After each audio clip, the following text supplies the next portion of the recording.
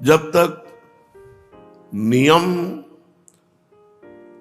को अपना सर्वस्व नहीं मानते तब तक प्रेम की प्राप्ति नहीं होती। नियम से आसक्ति हो जाती है। ये तो उपासना है। अगर वासना भी नियम से की जाए तो उसमें आसक्ति हो जाती है। मानो एक कोई तंबाकू है, वो खा रहा है, उसके खाते खाते इतनी आसक्ति हो जाएगी कि उसको लगेगा मैं इसके बिना जी नहीं सकता। ये नियम में पावर है, ये नियम में सामर्थ्य है। असत वस्तुओं का सेवन अगर नियम पूर्वक किया जाए तो ऐसा अनुभव कराने लगती है कि मैं उनके बिना रह नहीं सकता। तो यदि हम सच्चिदानंद प्रभु का भजन का नियम करें तो नियम में इतनी सामर्थ्य है कि कुछ समय के बाद आप भजन के बिना रह नहीं सकते, आपकी भजन में आसक्ति हो जाएगी। पर नियम पालन के लिए हर कष्ट सहना, यही तपस्या है।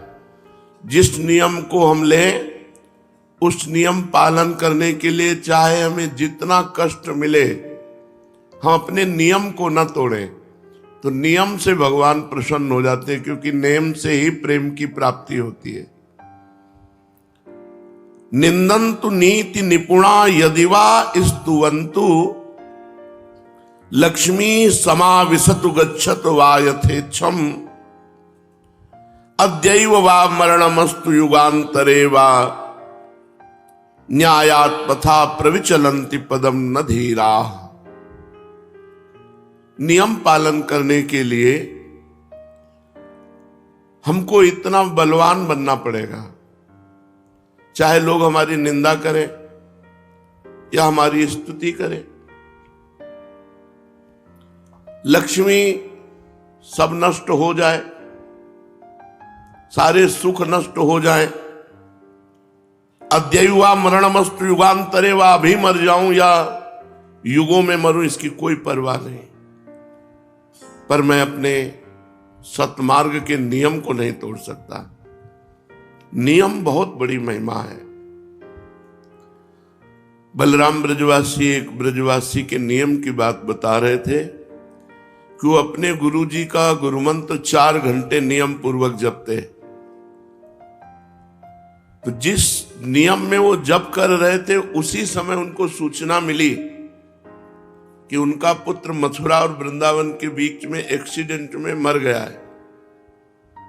वो आसन से खड़े नहीं हुए, आचमन किया और परिवार वालों को कहा जाओ अब तो मर ही गए हैं, उनकी अंत्येष्टि क्रिया की व्यवस्था करो, हमारा नियम पूरा हो जाएगा तब उठ के हम आएंगे। कितनी बड़ी बात है कि एक पुत्र, वो भी मरणासन अवस्था में, और हम उस समय नियम का पालन करने की बात करें। धीरा वही धैर्यवान है जो अपने नियम का पालन करे। नियम के पालन में देवता भी विघ्न डालते हैं, माया भी विघ्न डालती है, पर जो नियम ले कम से कम 12 वर्ष तक उसका पालन करे तो बहुत बहुत लाभ उसे प्राप्त होगा। आज किसी की आध्यात्मिक विशेष उन्नति इसीलिए नहीं दिखाई देती, नियम की पूर्ति की तरफ किसी का चिंतन नहीं है। हमारा नियम है, हम इतने बजे जगते हैं, इतने माला करते हैं, इतना पाठ करते हैं, सत्संग जाते हैं, अमुक अमुक हमारी दिनचर्या है। मनाया माला चला ली, मनाया नियम। चैतन्य महाप्रभु जिनका पावन चरित्र आप सुन रहे हैं, नियम बना दिया, पूरी रात श्रीवास के घर कीर्तन होगा।